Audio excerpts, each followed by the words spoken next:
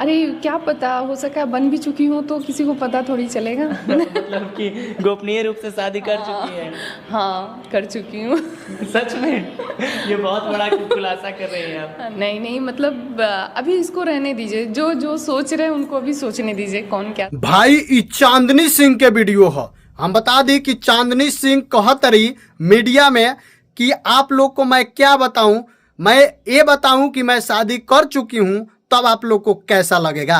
लेकिन भैया जितना लोग ये वीडियो देखता, आई वीडियो जितना लोग के लगे जाता, सब लोग बुझता कि पावर स्टार पवन सिंह से जौन बाकी चांदनी सिंह शादी कैले बाड़ी।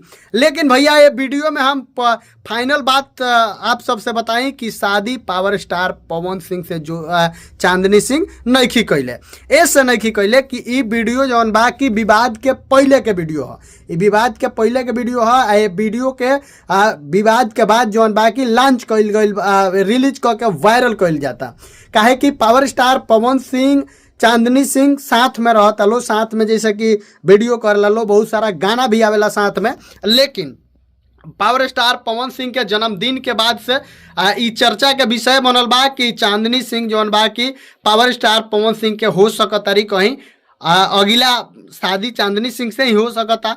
तो भाई ये ऑडियो के वायरल कल जा रहा बा कि वीडियो के सॉरी कि चांदनी सिंह जौन बा कि ई बताओ तारी जे पवन सिंह से शादी कर लेल बनी। लेकिन ई वीडियो के साक्ष्य नहीं है, वीडियो के कोनो सबूत नहीं है। तो ऐसे ही वीडियो जौन बा कि एकदम फेक बा। तो ये वीडियो पर ध्यान देने की जरूरत नहीं है। बाकी आपका पावर स्टार पवन सिंह का बहुत बड़ा गाना आ रहा है। तो भाई पावर स्टार पवन सिंह के चाहे वाला, पवन सिंह के पसंद करे वाला जितना लोग बा, जितना लोग के ई लागेला कि पावर स्टार पवन सिंह के गाना सुन के मिजाज एकदम मस्त हो जाला। हम बता दी कि बर्थडे के गाना अभी तक ले ट्रेंडिंग सेक्शन में बा भाई। तो पावर स्टार पवन सिंह के करेज यही नहीं है। पावर स्टार पवन सिंह के क्वालिटी काम के देख के करेज बा। आ पावर स्टार पवन सिंह के फैंस जौन बाकी उतना प्यार दुलार आशीर्वाद पवन सिंह के देला लो।